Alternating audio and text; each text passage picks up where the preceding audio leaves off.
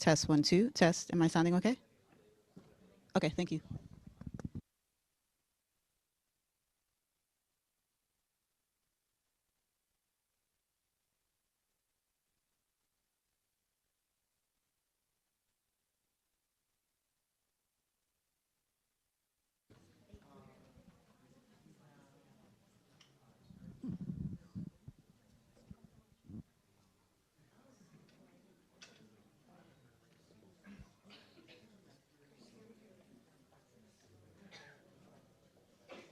Jackson.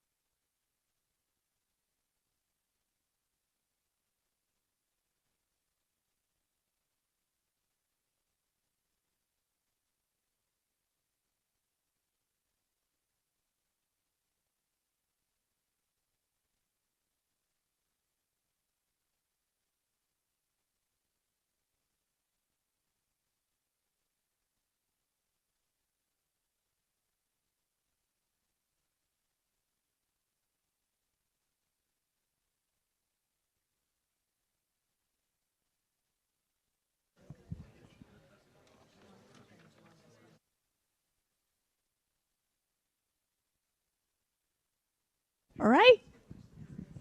Hi, everyone. Welcome back to the afternoon session. I hope you all had a nice lunch and get to chat and connect and recharge a little bit over the lunch break. We have a really wonderful morning sessions, and likewise having a very exciting agenda for this afternoon section as well. So first of all, we'll kick off with our second oral session, and we will first off have Jackson Trager, one of the presenters, to present his work, and we'll welcome Jackson onto the stage. Thank you. Oh, actually, before we get started, one quick announcement.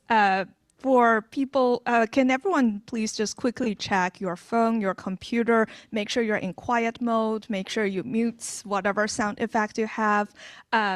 These presentations are truly wonderful, so we hope there won't be too much disruptions in the afternoon sessions anymore. Okay, thank you so much. And with that, we'll welcome Jackson on the stage. Thank you.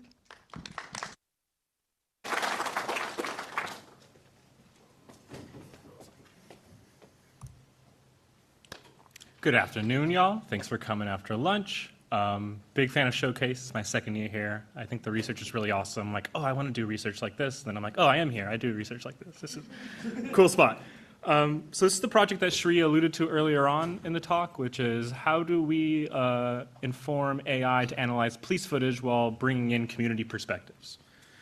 So in 2021, the LA Police Board of Commissioners, which is the civilian watchdog of the LA Police Department, came to our research group and said, hey, we record every single traffic stop that LAPD does, but it all just sits in a cloud in this giant warehouse, never gets looked at. Can you use AI to help analyze how our officers communicate with our civilians? And we said, sure, but there are going to be some issues here, right? AI works really well for objective tasks, but policing is not one of them, right? And so some parts of it, like detecting objects in the screen, or transcribing speech, or identifying key actions like were they taking out of the car. These things have one correct answer. AI is really good at them. But policing doesn't always ask that. They ask things like, was the officer being respectful? Was the civilian being respectful? Was the officer being threatening or fair? And when it comes to questions like this, there is not one ground truth. There are multiple varied perspectives. If you're from a group of color, you might watch the same traffic stop compared to a white dude, or compared to a police officer, or compared to someone who's been impacted by the justice system, and come to very different conclusions, right? And from the social psych perspective, whose answer in that is correct, that's not the right question, right? Gathering the multiple perspectives, and importantly, the community that's involved and where the AI is applied is what's important, right? AI assumes one truth, people don't.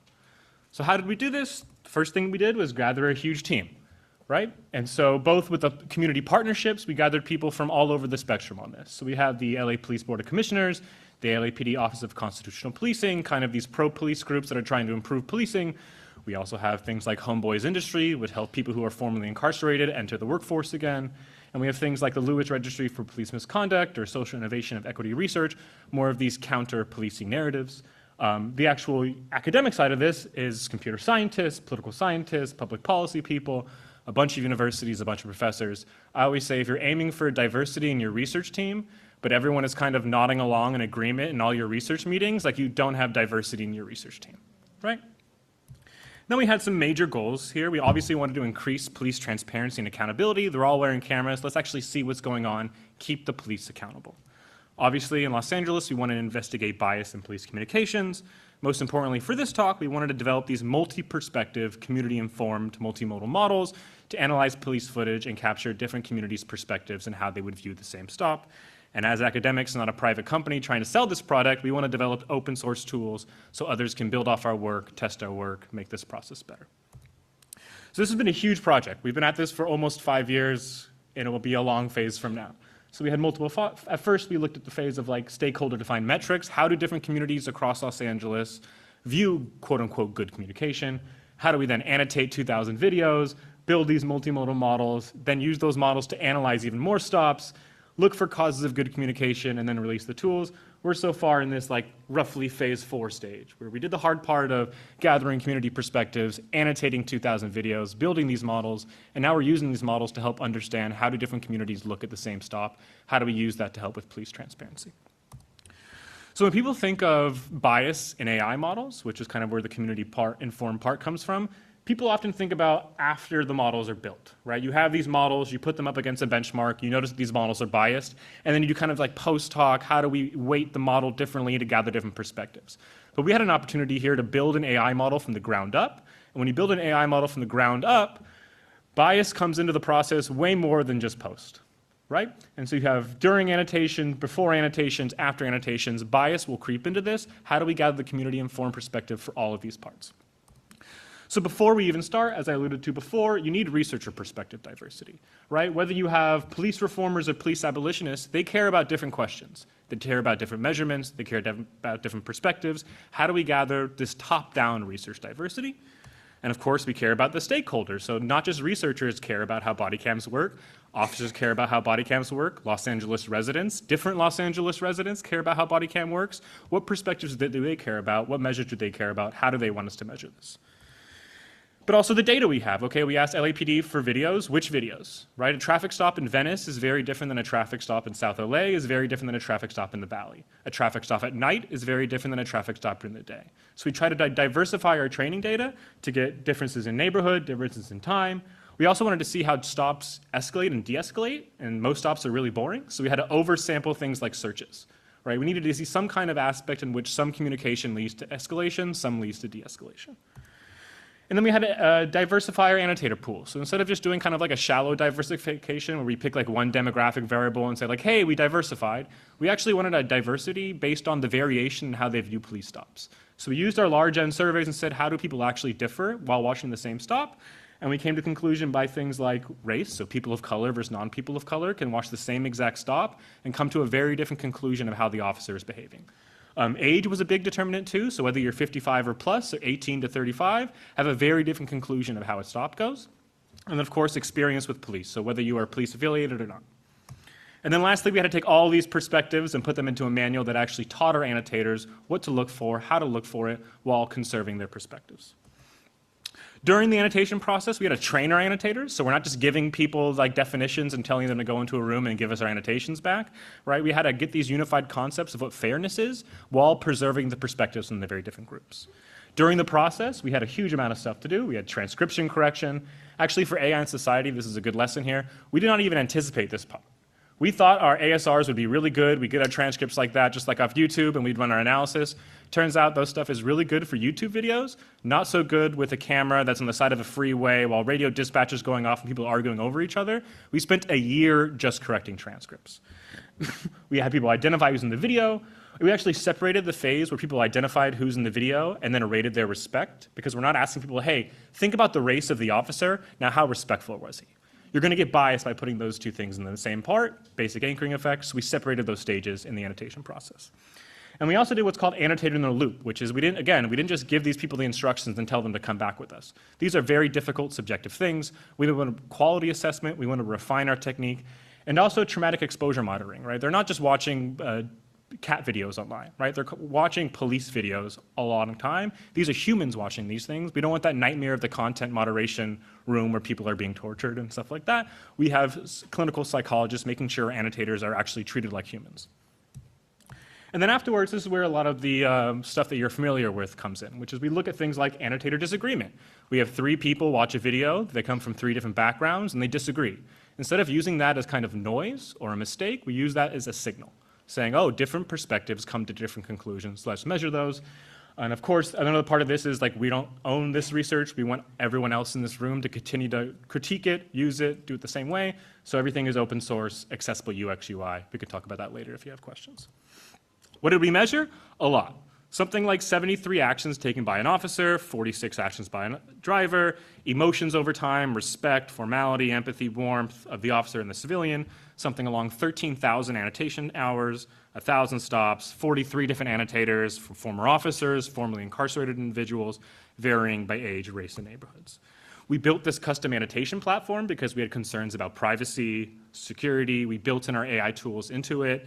It looks for all the features that we want, and it's open source. So if you guys have interest in your own videos and your own stuff, you can add your own questions into here and work on things yourself. We've started bumping out the modeling papers for this. This is the first one that's coming out, fingers crossed, in ACL in a month or 2, which actually looks at, okay, can we model different perspectives, have it watch a video, rate the respect of the officer, and actually match what these communities actually believe. And the truth is we can. The key takeaway from this is there's no single correct label, only perspectives. So whether someone who's police affiliated, justice impacted, or just what we call a community member who doesn't have a direct affiliation, they watch the same video, they come to different respect ratings, and we can make models that can measure those 3 things. So we can watch a single video and say, hey, this video would be conceived differently by these 3 different groups. This is how they would see the officer or the civilians respect differently. We had another paper that's coming out in the near future that looks at not just the respect of the officer, but oftentimes in these stops, we want a summary. So what happened in this stop? Off-the-shelf models actually are kind of just like a little too vanilla with this. They're not capturing the domain-specific attributes we're looking for. And so we used all the stuff we did to create the annotation manual, which looked at what do people actually care about in a traffic stop. They care about the power dynamics of institutional dialogues. They care about procedural justice, whether they're following the law, the emotions, and cooperativeness. We created faithful summaries that are then being evaluated by the community members that are supposed to be experts in this domain. And to wrap up, we also are building things like our benchmark data set. So instead of just saying, hey, these are the models we built, we had this incredible data set. We want you guys to help improve on those models. And then finally, the LAPD data was just the beginning. We've developed this whole process, this whole annotation platform, and what we want to do is not just use our private LAPD data, but creating a public community platform so other people, similar to psych classes that do like implicit association test, your class too can watch a police video, rate the stuff of the officers, and show how different community members come to different conclusions, and also give a kind of an accent to what's going on behind these AI models. They're not just black boxes. They're being trained by community members just like you. Big outcomes here, people have similar preferences to what they want in a traffic stop, but very different experiences and very different expectations, right? There's huge fear and anxiety within certain communities. At the tech side of this one, we're improving body-worn cameras, audiovisual stuff. We're doing these multi-perspective models. We're creating platforms, and most importantly, this community-informed data set and policing to help with fair and responsible AI across society. We believe this starts with policing, but as body cams are going to more and more facilities, the idea here is putting a little light on the shadow of power, right? What used to be behind scenes of how government interacts with the citizens, we can show you how the government's interacting with citizens and measure that. This was a huge project. I wish I had photos for this thing, but a huge amount of co-authors across USC, across other universities that made this possible. We have public tools, we have public platforms. We want your help. I actually brought flyers. We're hiring. So if you have undergraduates that want to get involved in these things, we're actually hiring a bunch of undergraduates. We're hiring 2 master's students. I have flyers I should have brought up with me, but I will bring out for you guys. And if there's any questions, happy to talk your ear off about it. Thank you.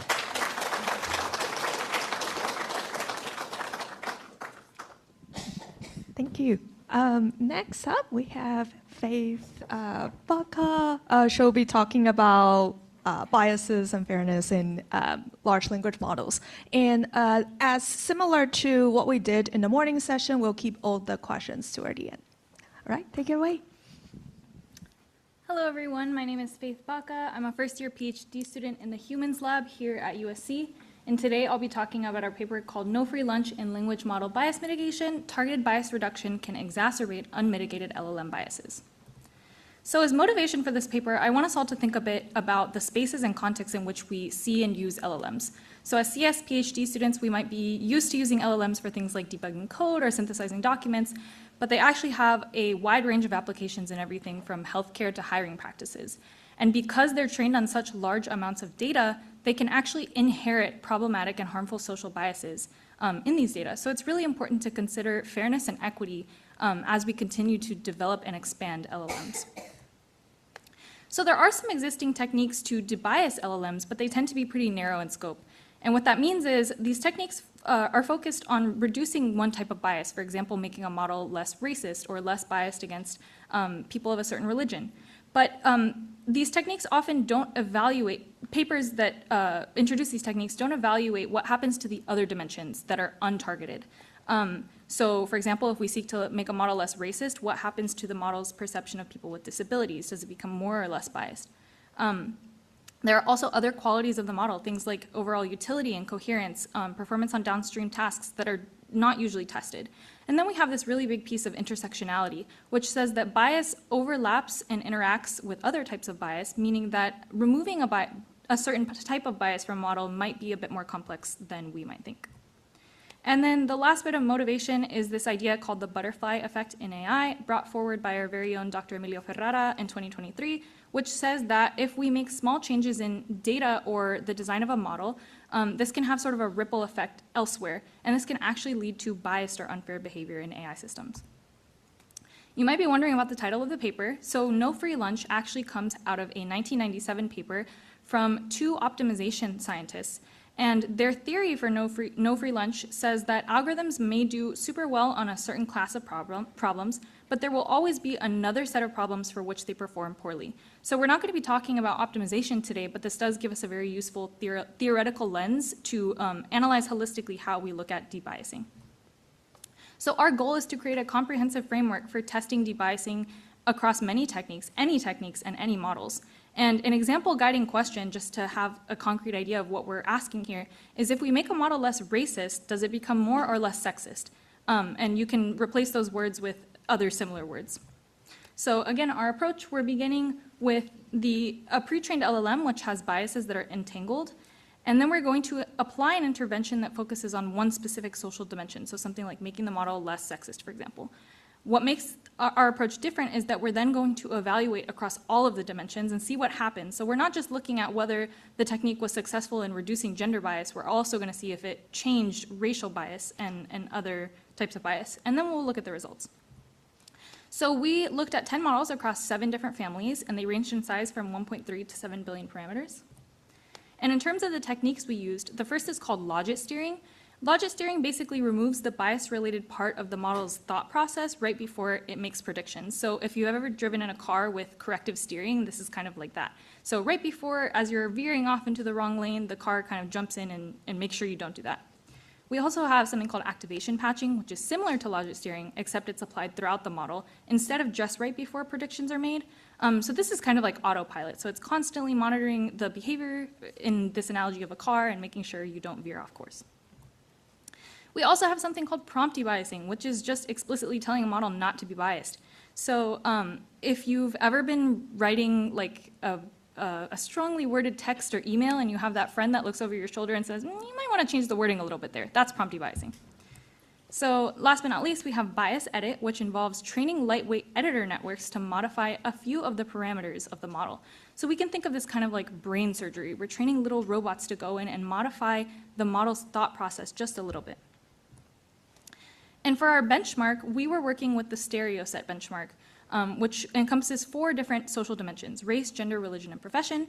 And each entry in the data set is a context sentence followed by 3 potential follow-up sentences. So a stereotypical sentence, an anti-stereotypical sentence, which seeks to sort of subvert the stereotype, and then an unrelated sentence, which ends up being useful for measuring coherence. And in terms of our metrics, the first metric is called the language modeling score, or the LMS. And this is the percentage of time that the model chooses a meaningful sentence as a follow-up over the unrelated sentence. So either the stereotypical or anti-stereotypical, as long as the model chooses that over the unrelated one, it gets a point. Ideally, we'd have 100% as the score for this, and if we see a decrease, that's a bad thing because that means the model is becoming less coherent through the debiasing process. We also have the stereotype score, which this is sort of our operationalization for bias, and this is the percentage of time that the model is choosing the stereotypical or the stereotypical completion over the anti-stereotypical one. So ideally, we'd have a score of 50%, meaning the model doesn't really have a preference for either one. And if we see a decrease in this score, that's a good thing because that means we're successfully reducing the bias in the model. So what were our results? The first big finding is that we have spillover that's occurring both good and bad across nearly all of the models and the techniques through all the experimental runs we had. And again, to explain this idea of spillover, spillover is when we're targeting one specific type of bias and we see some other sort of change in bias along another dimension. So if we look at this chart here, on the vertical axis, we have the change in bias or stereotype score along the targeted dimension. And on the horizontal axis, we see the evaluation or untargeted dimension. So as you can see, it kind of looks like we dropped a bunch of confetti all over this graph, which means that spillover is happening everywhere. So in the bottom left quadrant, we can see that we did well on the objective on the target dimension debiasing, but we also saw that other dimensions got reduced bias as well. So that was unintended, but it's kind of a good consequence. On the bottom right quadrant, we see that we did well on the objective, but there was negative spillover, meaning the model actually became more biased in other dimensions. So this is happening very frequently, as you can see. Another really important result is that the effects really depend heavily on which bias dimension is being evaluated. So these 2 charts show the biggest decreases and increases in stereotype score or bias across all of the experiments that we ran. And the darker the cell, sort of the bigger the change, right? So if you look at this really dark cell on the left, you can see that targeting racial bias and then evaluating it on religious bias actually led to nearly a 14% decrease in bias, completely unintentionally. So that's kind of a win. All of these green cells represent good spillover, right? On the right side, we see that the very same combination, but for a different configuration of model or technique, led to a 23.11% increase in bias in the stereotype score. So we can also see that the religion columns are sort of darker in both of the charts, and that just means religion as a dimension is very susceptible to this spillover pattern. So the last thing is reducing bias can also decrease model coherence, and that's really important to keep in mind when debiasing. So if we look at this graph here, we have the change in the LMS, or the language modeling score, that's the coherence metric in orange, and then we have the change in the stereotype score, or bias in blue. So the baseline, this line up here at 0, represents no change, and if we see the orange bars below, that means the model is becoming less coherent through the process. And the blue bars being below that line means that the models are becoming less biased, which is a good thing. The chart is also organized in ascending order of size by the models. So as we can see on the left side of the graph, the smaller models are much more susceptible to these drops in coherence. So it's really important to consider model architecture when we're designing these techniques. So what have we shown? We've shown that there is a no free lunch principle at play in bias mitigation. So as much as we would like to think that debiasing is as simple as going in, picking out one bias, and nothing else gets changed, it's much more like playing whack-a-mole. So as soon as we remove one type of bias, other biases are popping up all over. There's also a trade-off specifically between reducing bias and preserving model utility and coherence. Certain dimensions might be particularly vulnerable to spillover. Here we show that that was religion. And also smaller models are especially susceptible to these drops in coherence. So what does this mean for all of us? So biases are pervasive not just in society, but in how they're embedded in LLMs, and they're very difficult to remove. So I encourage all of us as researchers to think about how bias plays into our research and what we can do to mitigate it. But beyond the space of bias mitigation, I think it's really important to think holistically about our work. Just because we improve one part of a system doesn't mean the rest of the system remains untouched. So it's really important to consider trade-offs and how they might emerge. And last but not least, it's important to investigate the why, mechanistically, analytically. Why does a technique or a system work, and what causes it to fail? Can we make it robust, and can we ensure that it will work in a variety of systems or environments, and for different benchmarks or metrics? So I hope you all took away something from this presentation, and thank you.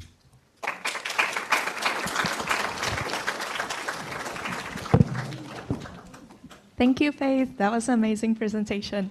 Next up, we have a whole group of student presenters from Hannah, Jeena, and Trent. They will be talking about topic of wildlife trade. All right, take it away, and let's give them a round of applause as well.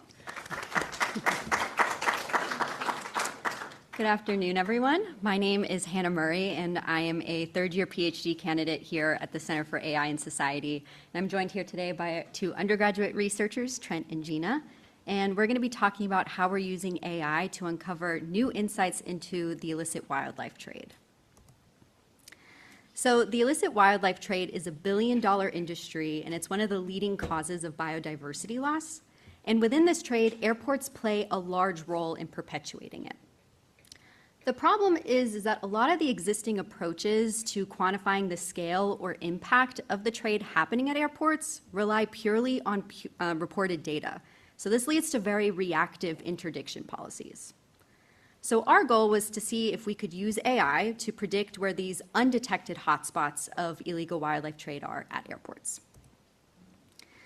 So to do this, we need data, and there are some centralized databases that will aggregate these observed incidents. However, not every airport actually monitors and reports their incidents. And even for those that are reporting, they do not have a 100% success rate at capturing all of the wildlife trafficking incidents. And even for when we do capture something, we very rarely have insights into where that incident originated from and where its intended destination was. So all of these biases make it really challenging for us to make reliable inferences on what the trade truly looks like. This is not a new problem, though. So researchers in drug, weapons, and human trafficking have encountered the same sorts of data bias with their data. And they've developed some sort of methods to try to circumvent it.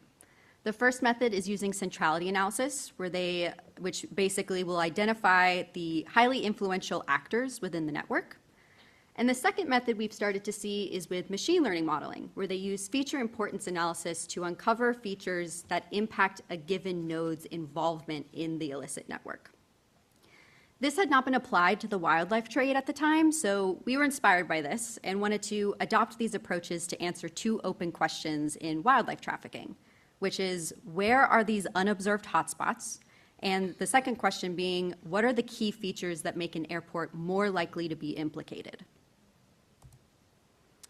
So we considered a suite of machine learning models that are considered a bit more interpretable for this task for our proof of concept, the goal was just to predict if a given airport was implicated in our data set that we have of observed incidents.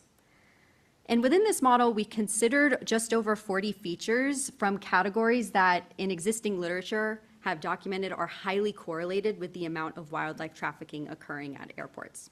So for example, the centrality of those airports in the full flight network were some of our features, as well as the amounts of other types of crime happening at these locations. And the last category, meaning resilience features, so this is the amount of counter-crime measures that those locations have on site. So our best performing model achieved great baseline performance and highlighted 10 key features as being important for determining if a given airport would be implicated. And they're on the y-axis of this figure, ordered from top to bottom, from most to less important. In general, we saw the same trend with features that fell within the location and then the criminal actors and criminal markets categories, which is higher values for these features made them more likely to be implicated. We saw the opposite trend with our resilience features, where lower values of territorial integrity or non-state actors made them more likely to be implicated. And that second key open question was, where were these undetected hotspots? And we did this with prediction error analysis, in particular looking at our false positives.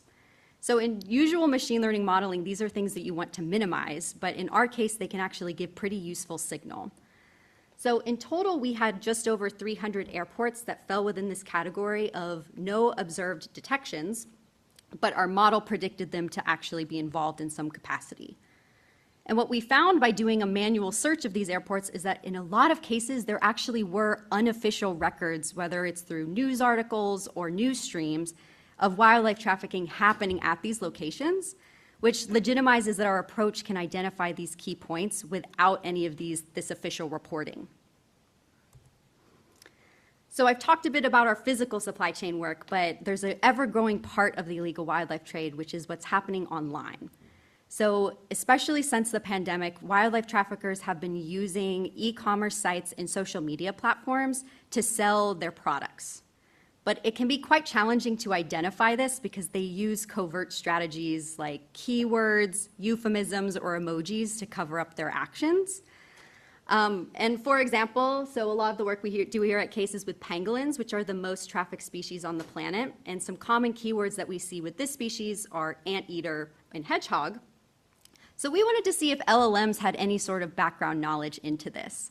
So we fed into a perplexity model a real-world caption that was on a TikTok video that is anteater belt for sale when it was actually about pangolins. And not only was Perplexity able to identify that this was high risk for the wildlife trade, it also identified that it is likely about pangolins. So we were inspired by this and wanted to apply it on a broader scale. However, we're still in the process of gathering a large enough data set to be able to do this on specifically the covert instances of wildlife trafficking online. So we wanted to take a step back. And we first just asked, can LLMs even classify the sentiment of a post about pangolins as this first step? In particular, we wanted to see if it could classify it as positive, negative, or neutral towards the conservation of the pangolin. And I'll next pass it on to Trent, who's going to describe how we answered this question and our methods to do so. Thank you, Hannah. Okay, so we started off by gathering around 240,000 total posts around various social media platforms.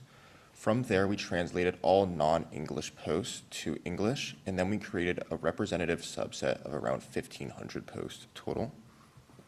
From there, we manually labeled these 1,500 posts as either positive, negative, or neutral, specifically towards the conservation of pangolins. Next, we prompted various LLMs of different sizes to classify these posts into one of these three labels. However, one issue that we faced is that prompting these LLMs without a really well thought out prompt creates really poor results. And so in order to combat this, we added an additional step, which was to combine humans and LLMs together in order to create a detailed codebook to further improve classification. We got this general approach from fellow CAIS researcher Jaspreet Renji and her collaborators, which allows us to better encode domain expertise directly into these prompts in order to better improve classification, which Jeena will now give more details about. The codebook generation process begins by first giving an LLM a different subset of 150 social media posts, as well as general definitions for each sentiment group. We then ask the LLM to output both a label as well as a justification for whether the social media post is positive, negative, or neutral. Humans then verify if this suggestion is correct or not, and if it is not correct, then humans will provide the justification for why. This process is then repeated across all the data points, and the LLM distills all this feedback into a codebook. We then input this detailed set of instructions into the prompts that we are feeding into the LLM's predicting sentiment across our data set of 509 records. So sentiment analysis is not a new problem. There are several well-established off-the-shelf toolkits available. However, these toolkits do not perform very well for our specialized task. So when we then prompted the LLMs without using the codebook generation tool, the results did improve, but they were still not sufficient. Our new approach of using the LLM-generated detailed codebook from the process that we just introduced gave us actually usable results that we could then use in practice. These results serve as a good baseline, but there is still a lot of work to be done. First, we want to attempt more iterations on the codebook generation process, and we want to use larger LLMs to improve on the pangolin task itself. In the long run, we hope to incorporate imagery into our predictions because traffickers often provide key clues in the visual aspects of their posts. Finally, we're curious about how our models can generalize towards detecting the trafficking of other species on social media. Here are the details of all of the members involved in working on this important problem. Thank you for listening to our presentation.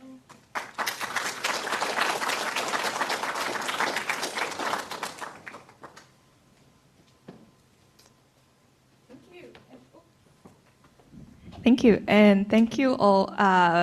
Amazing presentations and all the amazing presenters. For the other two groups, can you also come up stage so that we can do Q&A session all together? All right. With that, for people who have questions, there are two standing mics in the middle of the lands. Please go up there. You can ask your questions up there. I saw that we already have a queue up there, so we'll have Katie starting off with your first question. Yeah, so question for Faith. I really enjoyed your talk. I'm very interested in the benchmark data sets and the metrics we use to measure bias. And so can you talk a little bit more about your choice of stereo set and how you think the choice of bias benchmark you use might impact these results on the no free lunch theorem? The extra mic is in the podium.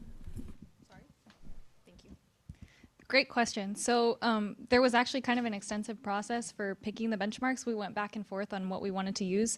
And ultimately, the main reason that we chose to use stereo set was because it included that unrelated sentence in each entry.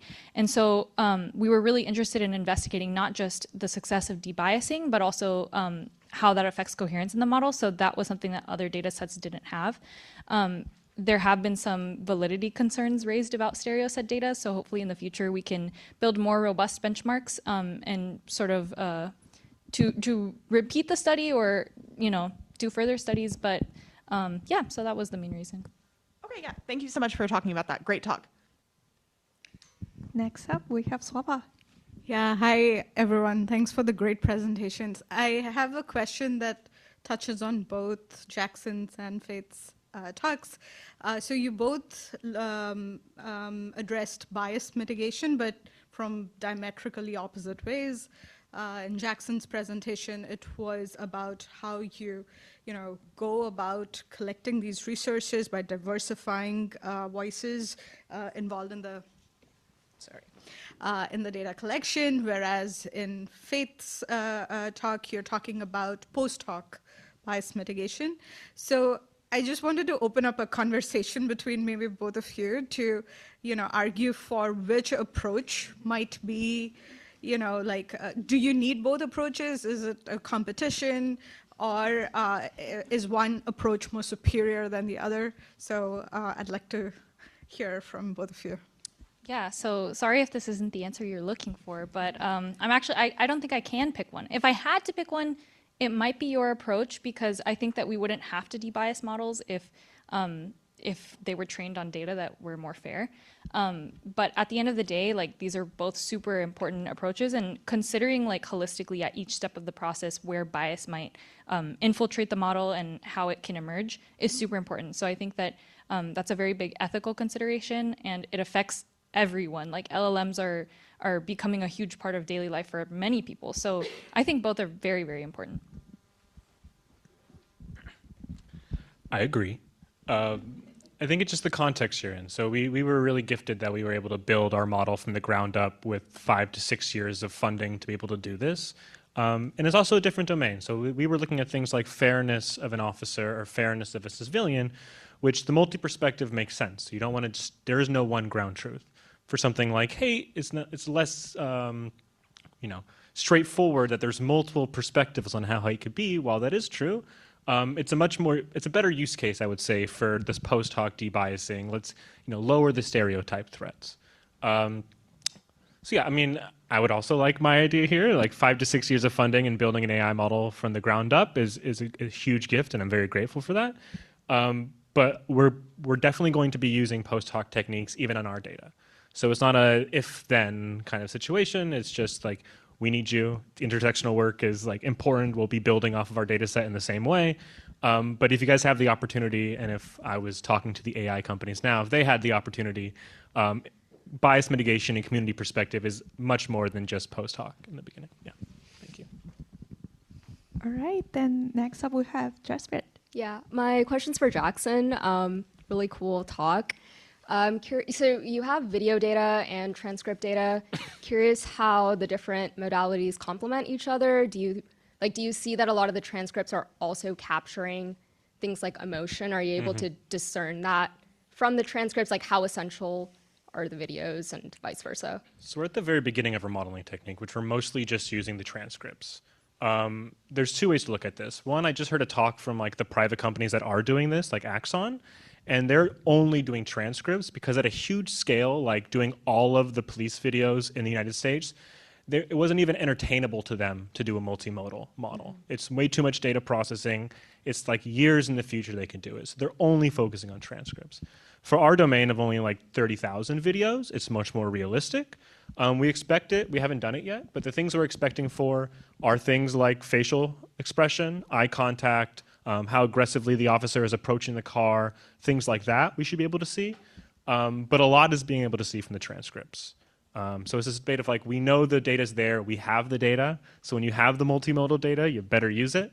And I think you're right. I think things like emotion, complicated emotions, beyond just like anger and yelling, because we're not just don't have the transcripts, we have the audio. So we can evaluate things like tone of speech and things like that, sarcasm and stuff. People say thank you very much in very different ways in a police traffic stop. And so the multimodality should definitely help in that domain. Thank you. Thanks. All right, next up we have Lindsay. Hi, this question's for Jackson too. I may have missed this at the very beginning as you were setting up the project, but how are you planning to use this? So there's obviously a use case to be able to characterize, at a city level or a national level, these interactions and kind of make statements and claims about kind of the nature of these interactions. It's another to maybe think about it proactively about how you could use this for training or intervention. So I'm just curious what your team has been thinking about. Yeah, right now we're just working on the snapshot part, which is like we have 30,000 videos, we have the 2,000 trained, but the motivation for this is exactly that, training. The training department at LAPD is very interested in this, which is, at first they were really scared of us, and they might still be really scared of us. So, like, you're going to tell us all our officers are racist, and we're like, okay. But at the same time, there's a positive end of this, which is that doesn't get the spotlight, which is some officers are like expert de-escalators, in which they walk up to situations where all chaos is happening, and somehow or the other, the stop ends with amicably and they walk away. That never hits the news. But that's something very rich that the LAPD can understand, that certain language, certain attitudes, certain behaviors can actually dramatically change how a stop ends, and they would really like to know that. So in the beginning of us, we're looking at de-escalation and escalation, and then reporting that back. What are kind of the signs of de-escalation and escalation? In kind of like the future world, this could be something that's a little more real time, which looks at like, are certain captains have officers that are acting in certain ways? Are there certain public events that are changing how officers talk to civilians? And can we give kind of like real-time feedback as if you had, everyone's in training mode all the time or something like that, in which you have a supervisor with you all the time. I'd love to get that in that direction, but right now we're focusing on snapshot, signs of escalation and de-escalation to then feed into the LAPD training. Awesome. I love that for you. I want you to do that. Yeah. Thank you. This one is for Jackson as well. So given that a bunch of the presence of LLMs is quite significant within the artificial intelligence world, and each one has its own unique strengths and weaknesses. With that in mind, a human being has quite the range of emotional expressions. Do you think that you could use model inference and context awareness to maybe, instead of only using one model that's trained on all of the data, maybe use like 7 that specialize in each one? It's a great question. Right, this idea that we all want this big AGI that does everything for us, one model to rule them all, and I feel like everyone who's rooting for that, it keeps kind of falling on their face. So I do think the idea of kind of smaller models in distinct domains is the way to go. But the idea of like building our benchmark data sets can help along that way. So which different approaches people are taking? Is it the small models? Is it specific models and specific tasks? Is one just trained on empathy and one just trained on threat? One trained on objective things, like is someone stepping into the car, one looking at escalation over time. My intuition is that's the direction. So I think your intuition is also correct. Okay. Yeah, good question.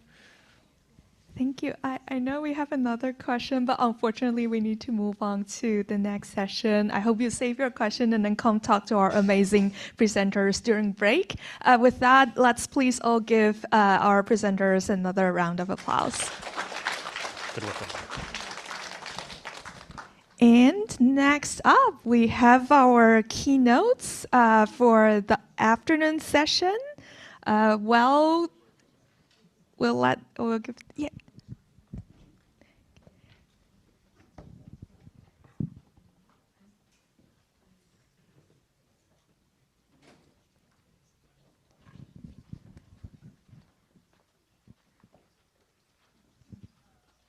Thank you. I'll introduce both of you. Yeah. Clock somewhere in here. We'll give you signs. So, yeah. All right. So our keynotes today will be delivered by Dr. Carl Castro. He is currently professor and also director of the military and veteran programs at the School of Social Work, joined by Ajitash. He is currently assistant professor at the Ming Hsieh Department of Computer and Electronic Engineering. He's also one of our own colleagues, one of our own associate director at CAIS here as well. So with that, we'll let Carl kick us off. Thank you. Thank you very much. It's a pleasure to be here. It's the first time I've ever been in one of the engineering buildings, and it took me 45 minutes to find you. So that should tell you a bit about my navigation skills as well. It's a real pleasure to be here. And AJ and I are going to talk about how AI can be used to solve some of the toughest challenges faced by the military and veteran populations. And I should say that all of these problems are behavioral. And I think you just saw, and my students hear me say this all the time, the toughest problems facing society are behavioral based. You saw that with police interactions, you saw it with killing animals illegally and selling them on the black market. I'm not going to talk about stuff like that, but I'm going to talk about stuff that's important to the military. And hopefully convince you that the approaches we take, that AI can actually be used to provide explanations of the findings predictions. AJ is going to really hit the bottom point. I'm going to talk about the first point. And really, if you have to leave, just know that in order to study the military population, you really need to understand the cultural context in which it occurs. And I would argue that was true for the 2 previous presentations as well. You really need to understand the culture to know what data to collect, what data is important, but more importantly, or just as importantly, to develop any intervention. And that was an excellent question that came up, like, what's that intervention going to look like? If you don't know the culture of the intervention that you plan to implement, it will not be successful. So this is our outline. This is just me. In the military, we like to give outlines. This is our outline. I'm not going to read it to you. Before I start in talking about the challenges that the military face, that veterans face, I want to start off with some positive things because I don't want you leaving thinking the military is a bad organization, it's a place you wouldn't want to work. And I also don't want to convey that every veteran is broken and needs help, because that would not be accurate. In point of fact, most service members, veterans, and their families are doing fine, okay? Most service members, believe it or not, and veterans do not have post-traumatic stress disorder, okay? Most service members and veterans are not homicidal or suicidal, although we're going to talk about a study that focuses on suicide because it is a problem and we need to get our arms around it. Most families are pretty resilient. The Department of Veterans Affairs does a pretty good job of taking care of veterans who utilize the Department of Veterans Affairs. And these last 2 points, I think, really need emphasized. There is no country in the world, and I've been to about 80 of them, that support the military and veterans like they do in America. And I don't want that point to be lost. There's huge support from both political ends of the spectrum in supporting veterans and service members. And that can be leveraged then to provide help. There are a lot of unique aspects common to most militaries. I'm not going to go over the whole list. I put in bullets the teamwork, cohesion, and leadership, because those are the key important constructs for the social network study that I have been involved in, that AJ is going to talk about, that Professor Eric Rice, who unfortunately left USC, I would say to greener pastures, but I think he left to a less than greener pasture.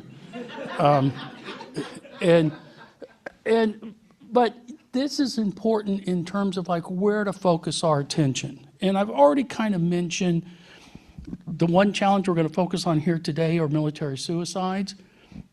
This is just a partial list of projects that I have worked on, not necessarily using AI, but a place where I think AI could be very useful. So military sexual assaults, LGBT discrimination in the military, racism in the military and veteran radicalization, homelessness, et cetera, et cetera. This is not an exhaustive list. This is just some of the recent projects I want, but we're going to focus on the top one. And I'm not going to say that's the most important one, but it is the one where people die. Okay, so suicide, by definition, people die. So this is somewhat of a dated graph from 2020, and it shows this suicide rate increase in the U.S. Army. I can tell you the rate is still right up there, okay? It's still right up there. You saw, and you can see where they plotted. They started plotting in 2008. But I will tell you this, in the mid-1980s, the suicide rate was about 8 per 100,000. So, you know, I can make it look like less of a problem or more of a problem depending on what years I pick. And so anyone who looks at this, you'd immediately say, well, why did you only start in 2008? What did it look like before? Pay attention to what's not on the graph versus what's also on the graph. And it got so embarrassing that progress wasn't made that it's now 2 or 3 years delayed before any of the suicide data is generally reported, okay? So we've not made any progress here. And I will say that the Army, and I lived this, I was on active duty at the time, we debated for 5 years whether or not this increase was real, right? So if you don't want to face a problem, what's the first thing you do?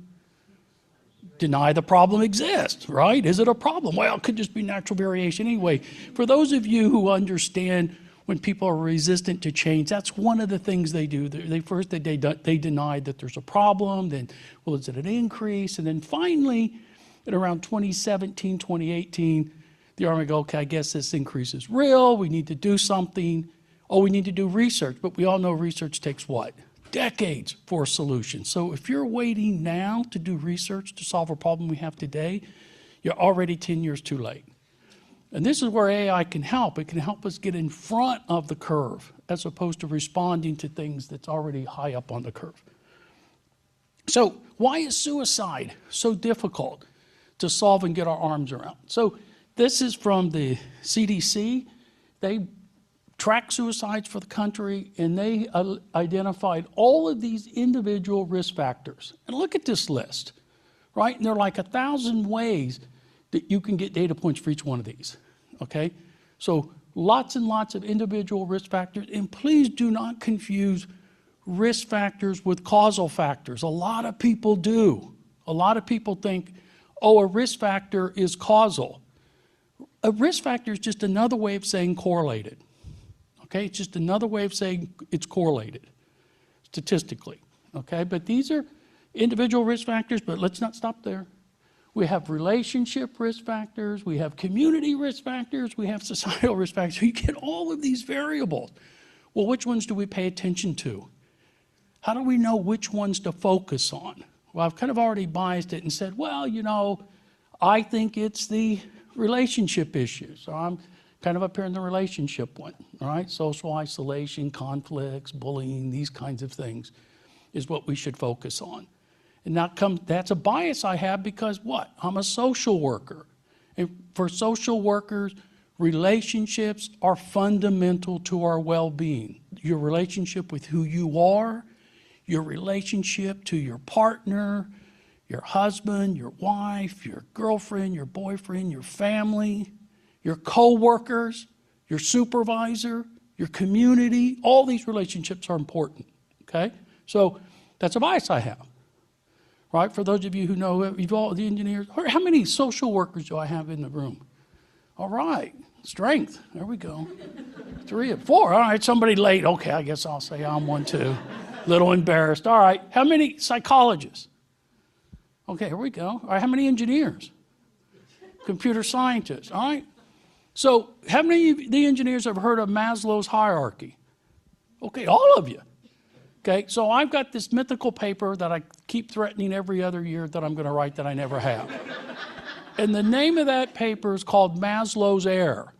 And the error Maslow made was not putting relationships down there with safety, housing, food, water, because it's fundamental to our well-being and survival. Okay, this is my bias. Right? Okay? Somebody can write that paper now. You don't even have to give me credit. I got all kinds of ideas like this. All right? And then these are the protective factors that the CDC puts out. Again, you'll see relationships there, right? Individual protective factors, of course, and we try to always focus there, but not really on relationships. But it's really a relationship with you and your relationship with others that are fundamental, and I think is where the real money's to be made, and where if we focus there, we can really make a dent. Now, of course, reduced lethal means is important too. Research shows that, so I'm in no way opposed to any of these protective factors. But I'm just thinking, where are we going to get the most bang for our buck, so to speak? Now, because of this focus on relationships, and by the way, in the military, we don't use the word relationships, all right? Because then, you know, for a service member, when you talk about relationship, they're thinking sex. Okay, I'm just putting it out there. That's the culture piece, right? You got to understand that. So we talk about cohesion. We talk about morale. We talk about cohesion with your leaders and cohesion with your peers. So that's the word we use in the military is cohesion. In this study here, predictive modeling for early identification of suicidal thinking and social networks is a study that was a follow-on study that Eric Rice and I conducted at Fort Stewart, Georgia. Fort Stewart, if you don't know, that's where the 3rd Infantry Division is headquartered. How many have heard of Audie Murphy? Most decorated World War II hero. Okay, no, all right. Well, maybe we need to do a military history class later. But it's a very, very famous infantry division, and this is where we collected this data as they were getting ready to deploy. And our plan was to do a longitudinal look.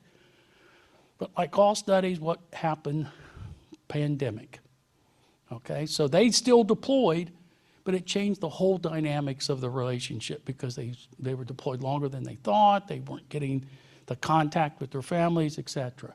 But the baseline data and those social networks, really good, very rich data that this study is built on. So I'm going to stop there now and turn it over to my co-presenter, AJ. Thank you. And I'll try to bring in some computational perspective, some AI perspective into this. I like that I have 2 microphones now. But before, I'd like to give you a prequel to this. And this is about my prior collaboration on violence minimization study. And this was done at a center for youth experiencing homelessness in Venice. Venice, Los Angeles, I have to clarify for the Italians in the crowd. So the idea here was to conduct peer-based interventions, right? But you want to invite, let's say, 10 individuals out of 100 and conduct a series of workshops with the goal of reducing overall violence in the community, right? And this is how the data looked like. This is what was given to me, right? And I was sort of an outsider at the time. I was learning how these data are collected and what you can do with these things. So every node here is an individual, right? And a red node is someone who has had a violent history. A link represents here people taking advice from each other or trusting each other, right? So there are different sets of questions through which this link was created in this data set. And I was brought in as a person who had some background in networks and graph algorithms. So I developed some algorithms for doing this. The intervention here was about mindfulness. So if you spread mindfulness, you hope that it will reduce violence, right? And so developed a nice algorithm, nice theoretical results, and it was deployed in a pilot study and worked surprisingly well. We showed that actually mindfulness increased in the network and violence went down. But I felt like there were some missed opportunities, and that's what I would like to focus now. So during the follow-up study, I myself went to the data collection, right, to one of the centers to see how the data is actually collected. And I discovered things that I'd never thought of, right? So first thing I realized, it wasn't just the network and the color of the nodes. There was a lot of data that was actually available, right? So it's a long survey, and beyond simple mindfulness and violence-related questions, there was a lot of individual specific questions that were being asked. And as you know, in machine learning, we like this. We like to have more data rather than less data, right? So yes, we could use machine learning models that account for networks as well as personal data. And some of you may be familiar with graph neural networks. These are ideal for doing that. And then also heterogeneities are evident when you look at this data, right? Not every individual is the same. Not the same thing would work on everyone. And then there's clearly uncertainties in this type of data because they're self-reported, right? And if I ask you, who do you take advice from? Will you remember every single person right now? Maybe not. So new questions arise just based on these observations. So for example, how reliable is the data? How exactly do we get the network, right? I just showed you that there are some lines between red and green nodes. How do you actually obtain this?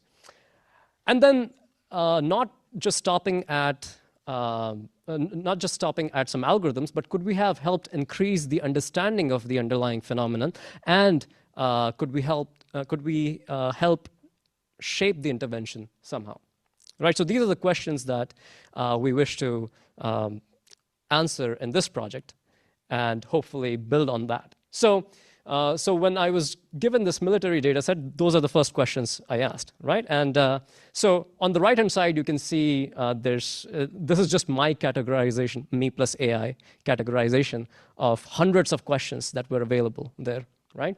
But the question I want to focus on this slide is the question about the network construction. So an individual is asked, who do you take advice from?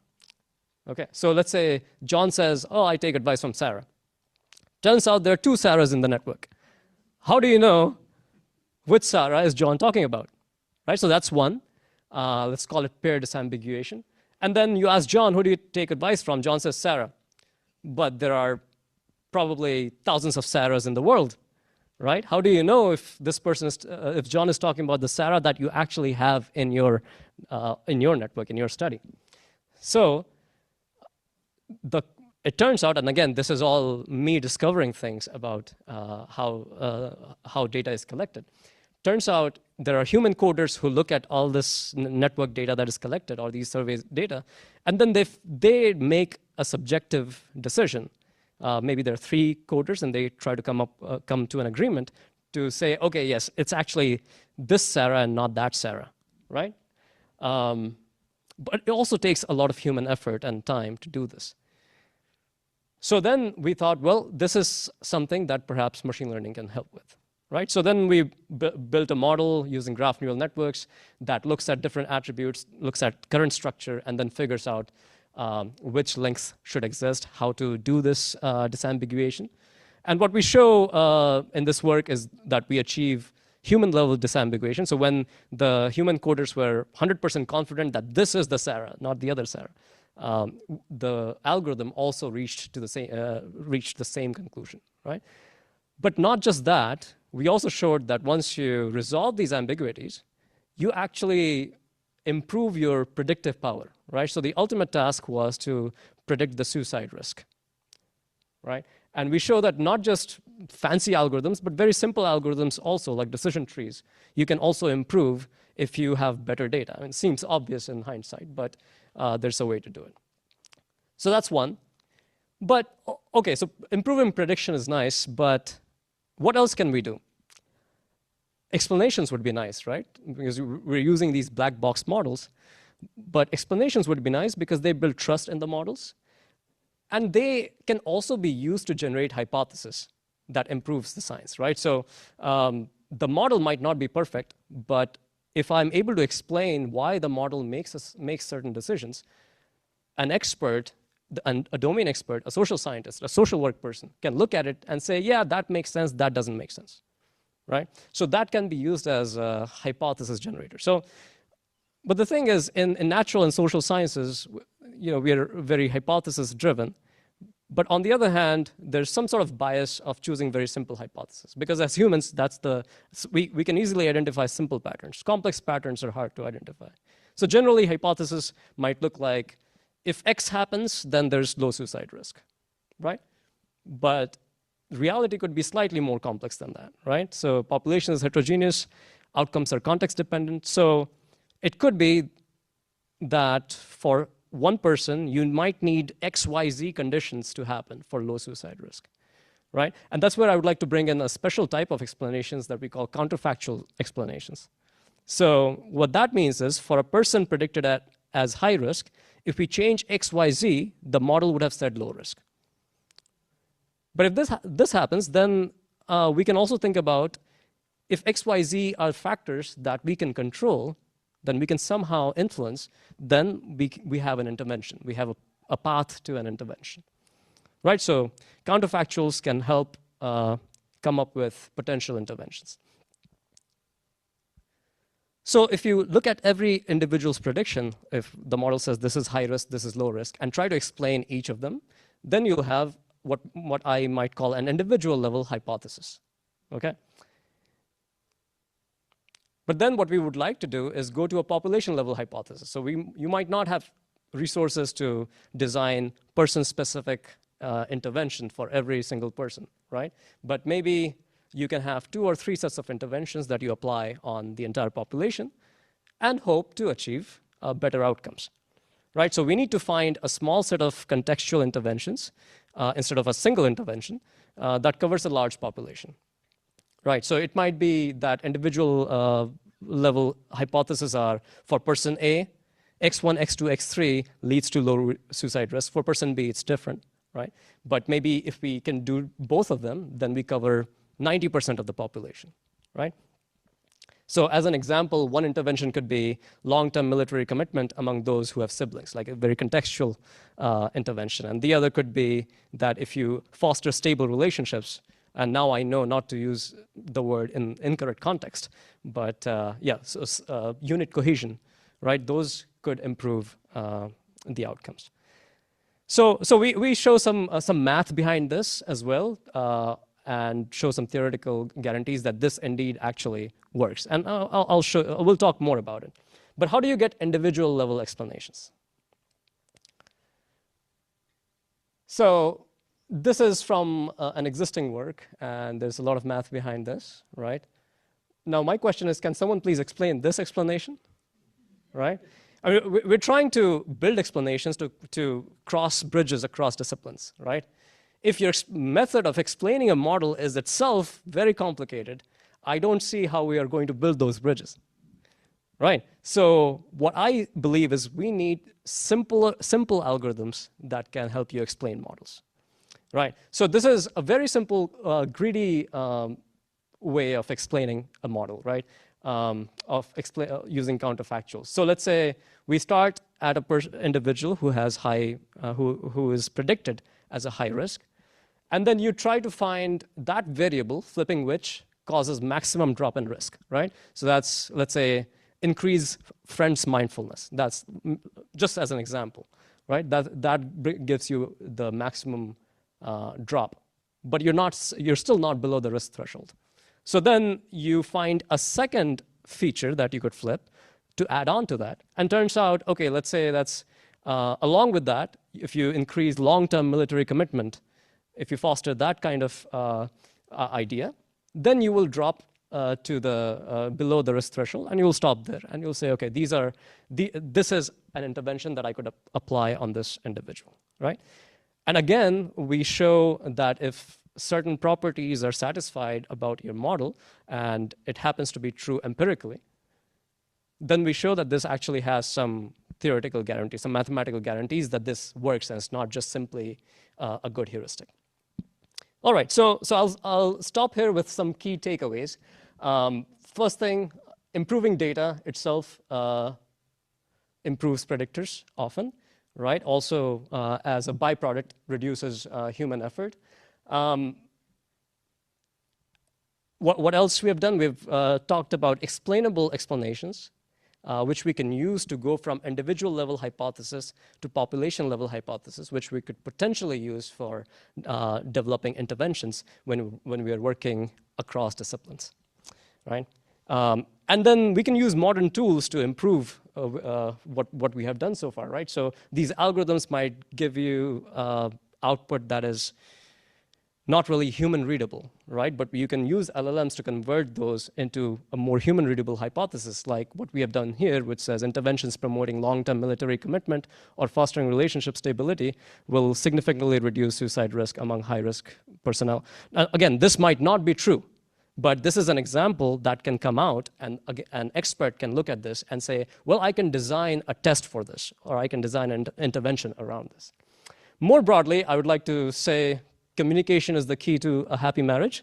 There are things that you would not discover by yourself unless you talk to other people, unless you talk to the other disciplines. Like we didn't know, well, I didn't know certain kind of data existed. They didn't know I needed that data, right?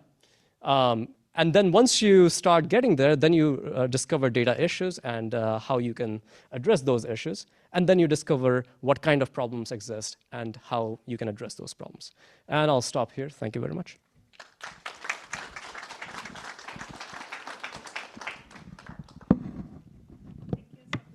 Thank you both so much. I think we have a few minutes to take maybe one or two quick questions. Any questions from the audience? Oh, we have one.